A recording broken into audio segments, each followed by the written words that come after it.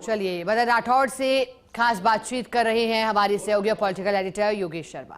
मंदिर में जाकर गंगा जल छिड़का और नेता प्रतिपक्ष टीकाराम जूली के आगमन के बाद छिड़का। हमारे साथ मदन जी राठौड़ है, बीजेपी के प्रदेश अध्यक्ष, संगठन के मुखिया। और इस पूरे घटनाक्रम पर मदन जी आपने निलंबित किया है और बड़ा अफसोस भी हुआ होगा, आपके साथ विधायक भी रहे, लेकिन इस तरह की घटना क्यों होती है, इसके पीछे के कारण हैं, उनको भी आपने देखा होगा, उसके बाद ही निर्णय लिया होगा। हाँ, देखिए, हम कभी भी ये अस्पृश्यता को बर्दाश्त नहीं कर सकते, ना हमारे संस्कारों में है।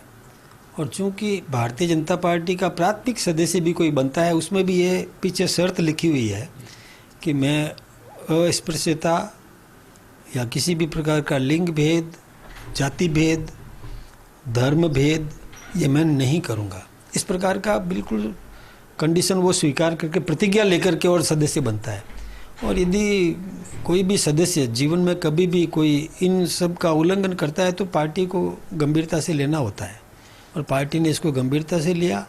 तत्काल मैंने उनसे टेलीफोन से बात भी करी, हालांकि उन्होंने जवाब में बहुत कुछ कहा कि मेरे घर में तो बहरवा ही खाना बनाता है, मुझे पानी चाय भी वही पिलाता है, और मैं और जूली तो हमने साथ साथ एक थाली में खाना भी खाया है, ये उन्होंने मुझे कहा।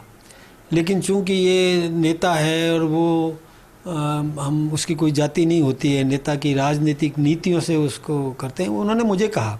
लेकिन फिर भी मैंने कहा आप घर में खाना खाते हो साथ बैठ करके, और घर में आपके अस्पृश्यता नहीं है, लेकिन चूंकि मंदिर में आपने इस प्रकार की बात कह दी जिससे कि इस प्रकार का संदेश जाता है जो पार्टी की छवि को धूमिल करता है, हम इसको बर्दाश्त नहीं करेंगे। बीजेपी हमेशा आरक्षण की समर्थक भी रही, हालांकि एक मिथक बनाया गया कांग्रेस पार्टी के जरिए लोकसभा चुनाव में, लेकिन क्या लगता है कि इस पूरे मामले में एक कड़ा एक्शन आपने लेकर ये दिखाया कि बीजेपी हर वर्ग के साथ है? बिल्कुल, भारतीय जनता पार्टी कभी भी इस प्रकार का भेदभाव नहीं करती। सभी के विकास के नाम पर, सभी के उन्नति के निमित्त हमारी सोच होती है। प्रत्येक योजना बनती है तो सभी के हितों को ध्यान में रख करके बनती है, और उत्थान सभी का करना है। मोदी जी ने जो आवास दिए तो सभी को मिले, जो फूड सिक्योरिटी या कोई भी ऐसा काम है वो सबके लिए है, इसलिए किसी भी प्रकार का भेदभाव हम बर्दाश्त नहीं करेंगे। भाई साहब, पॉलिटिकल नैरेटिव सेट किया आज आपने, क्योंकि मामला एक कांग्रेस के नेता से जुड़ा हुआ है और निलंबित किया गया आपने अपनी पार्टी के नेता को, तो एक अलग तरह का राजनीतिक संदेश बीजेपी ने दिया है जो शायद कहा जा सकता है बिल्कुल अब तक मैंने तो नहीं देखा। देखिए साहब, राजनीति नीतिगत होती है, लेकिन समाज नीति समन्वय के साथ होती है। किसी भी प्रकार का मतलब समाज में कोई विभेद पैदा करे, समाज में कोई विखंडन करने का काम करे, तो इसको बर्दाश्त नहीं करेंगे। ज्ञानदेव जी बड़े नेता हैं, पुरुषार्थी वर्ग के भी बड़े नेता हैं, क्या पार्टी ने राष्ट्रीय नेतृत्व से इस बारे में बात की, उसके बाद निर्णय लिया? देखिए, ज्ञानदेव जी मेरे भी पुराने साथी भी रहे हैं, मेरे से भी पुराने हैं, और कई बार वो विधायक भी रहे,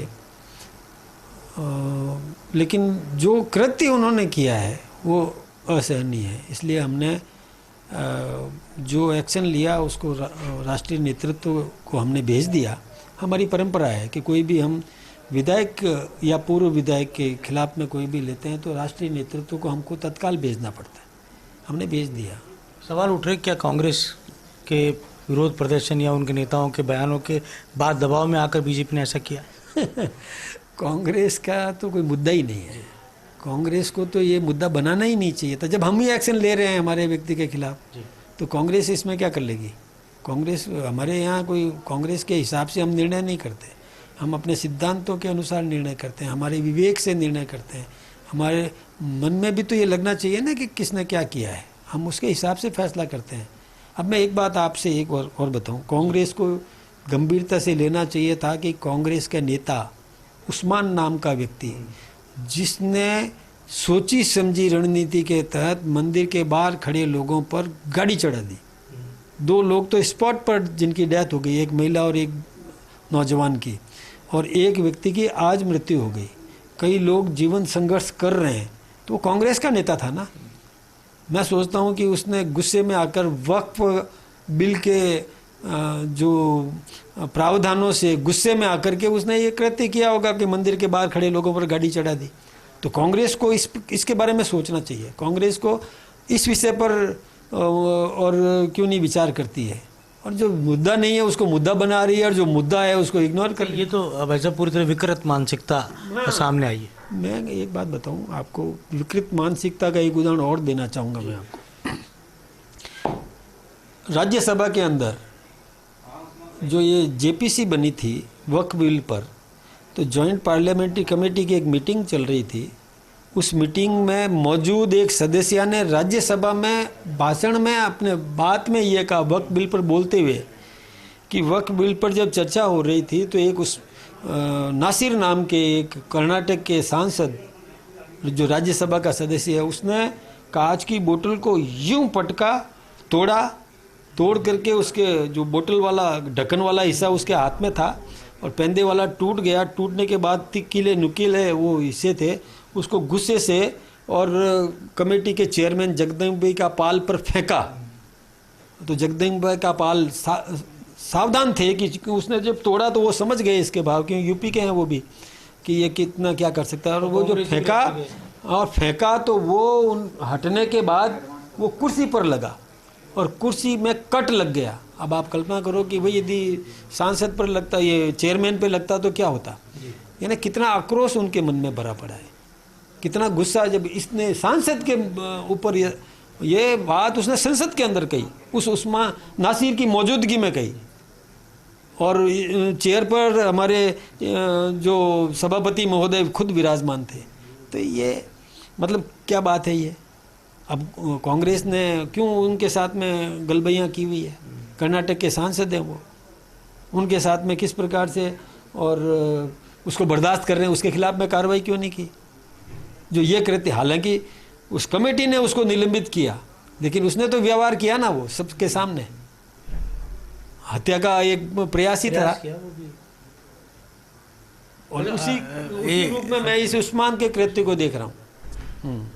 आखिरी सवाल है, वक्फ बिल पास हो गया, कानून बन रहा है, किस तरह से बीजेपी संगठन इसकी अच्छाइयों को उस वर्ग के बीच में पहुंचाने की बात करेगा जहां विरोध हो रहा है। देखिए, वक्फ संशोधन बिल जो अभी संसद में पारित हुआ और जिसको महामहिम राष्ट्रपति महोदयालय ने भी हस्ताक्षर कर दिए, वो कानून बन चुका। इस कानून में ये देखिए तय है, कुछ बिंदु मैं आपके सामने रखना चाहूँगा। एक तो ये है कि आज जो वक्फ की संपत्ति है वो वक्फ की रहेगी, कोई बैक डेट से उसमें कोई संशोधन नहीं कर रहे हैं, और उसका रजिस्ट्रेशन हो जाएगा। एक तो ये तय किया, जो डिस्प्यूट है वो निर्णय कोर्ट करेगा, संपत्ति छीनी नहीं जाएगी, वो वक्फ की ही रहेगी, कोई उसमें छीन नहीं सकता। उसके प्रबंधन में कोई गैर मुस्लिम हस्तक्षेप भी नहीं कर सकता। प्रबंधन उन्हीं लोगों को करना है, उस समुदाय के लोगों को ही करना है, और उससे जो आय होगी वो पसमानदा मुस्लिम जो है, गरीब मुसलमान है, उनकी शिक्षा के लिए, उनकी चिकित्सा के लिए, उनकी समृद्धि के लिए उसका उपयोग किया जाएगा। कोई बाहुबली उस पर कब्जा करके बैठा है तो वो बर्दाश्त नहीं होगा। बाहुबली ने 5 स्टार होटल बना दी, किसी ने दुकानें बना करके किराया वसूल खुद कर रहा है, उस गरीब वर्ग को लाभान्वित नहीं कर रहा है, गरीब वर्ग को नहीं दे रहा है, ये बर्दाश्त नहीं करेंगे।